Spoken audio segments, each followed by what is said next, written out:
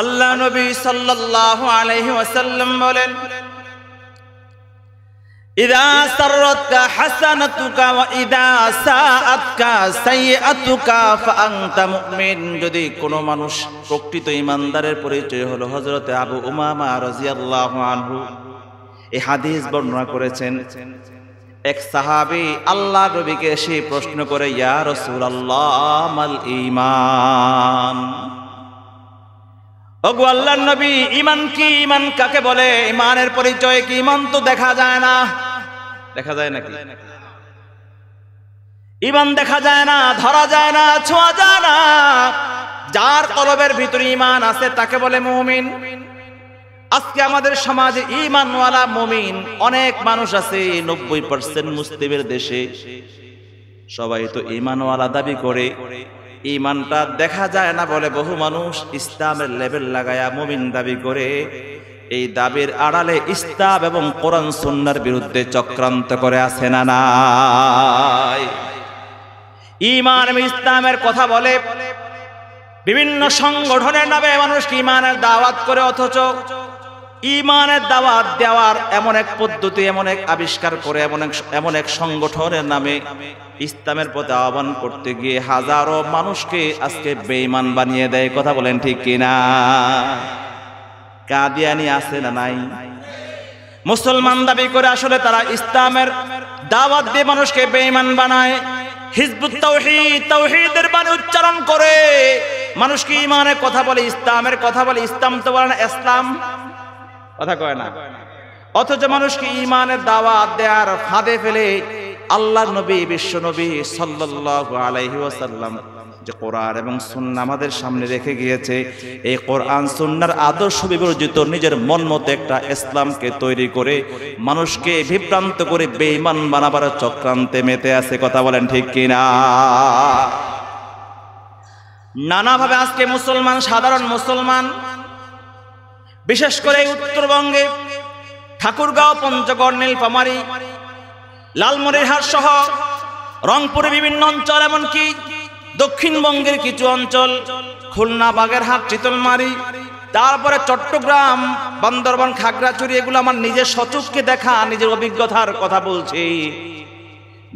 গত সপ্তাহে কিন্তু সৈয়দপুর, লালমনিরহাট, সৈয়দপুর, নীলফামারী, পঞ্চগড় এবং আপনাদের দিনাজপুরে বীরগঞ্জ সহকারে 4 দিন অনেকগুলো প্রোগ্রাম করে গিয়েছি।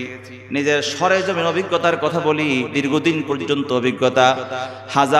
হাজারো মানুষকে টাকার লোভ দেখাইয়া, হাজারো মানুষকে সামান্য অর্থনৈতিক প্রলোভন দেখাইয়া দুর্বল মুসলমানগুলাকে বেঈমান বানাবার নানা প্রকারের চক্রান্তে এনজিওরা মেতে আছে। জোরে বলেন ঠিক কিনা?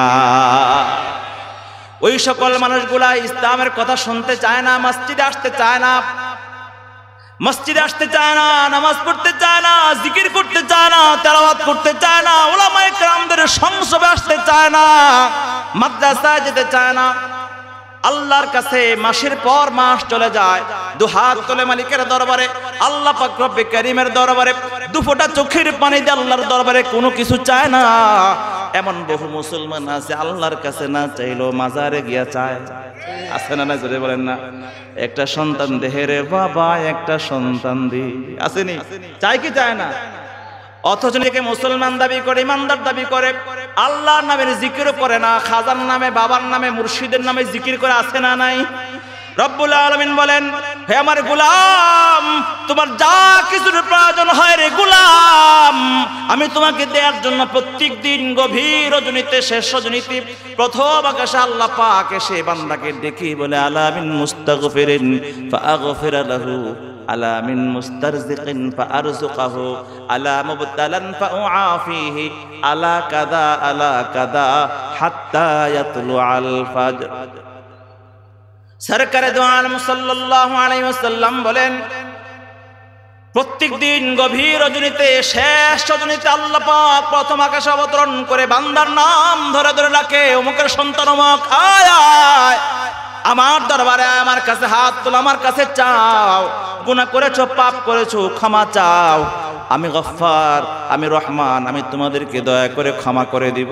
সুবহানাল্লাহ, জোরে বলেন না। আলা মিন মুস্তারজিকিন ফাআরযুকাহু, তোমার রিজিকের প্রয়োজন গোলাম আমার কাছে চাও, বান্দারে আমি তোমার রিজিকের ব্যবস্থা করব, ব্যবসায় আমি তোমাকে বরকত দান করব, তোমার সন্তান প্রয়োজন আমার কাছে সন্তান চাও আমি তোমাকে সন্তান দিব, তোমার বিপদ মুসিবত অসুস্থতা লেগে আছে আমার কাছে চাও আমি তোমার সুস্থতার ব্যবস্থা করব, বিপদ মুসিবত আমি তোমার থেকে দূর করব। নানা প্রয়োজনের কথা উল্লেখ করে করে রব্বুল আলামিন বান্দাকে ডেকে ডেকে বলে। কিন্তু আমরা কপাল পরা ওই মুহূর্তে আমরা ঘুমায়া থাকি, দিনের বেলায় মানুষের পিছনে পিছনে ঘুরি, জোরে বলেন ঠিক কিনা?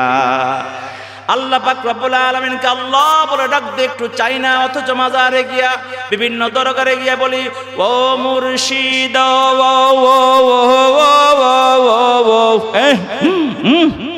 কথা কয় না, আছে না নাই?